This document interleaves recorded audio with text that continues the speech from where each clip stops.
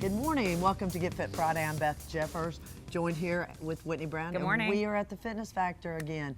We are continuing our series on viewer questions. That's And thank you for sending them in. And if you'd like to send them in, where do they send them, Whitney? You can email them to info@fitnessfactor.net.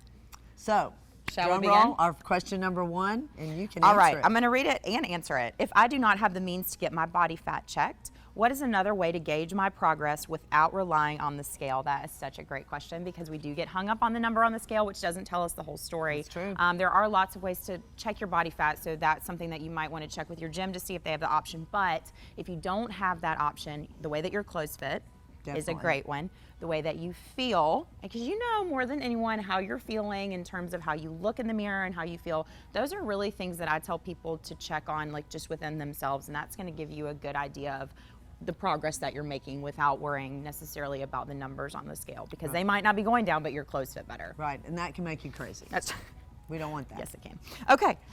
Question number two. Oh, I gosh. saw, this is yours, you got this one. I saw your show on boot camps that the Fitness Factor has. I'm not in great shape. Are these workouts for a more advanced exerciser? No, they're not necessarily. What we do here at the Fitness Factor is we want you to have a good experience. We don't want you to push in too fast. So we have lots of different modifications. So when we actually do each activity, we show different levels so that you can modify when you begin. So we're not going to throw you into a burpee. We might put you on a step to make it easier, or you can just step back into your burpee. So no fear on that. A for lot sure. of levels. It's All fun right. too. Our last question of the day. I love to walk. Is that enough to get fit? It's also a good question. That depends on what your definition of fit is, right? I would say that that's a great starting place, and if it's something that you can be consistent with, yes. We always recommend that you incorporate some kind of resistance training, so picking up some kind of weights and doing weight-bearing activities is going to be very beneficial, as well as flexibility. But if getting started by walking is how you're going to be consistent, then keep it up.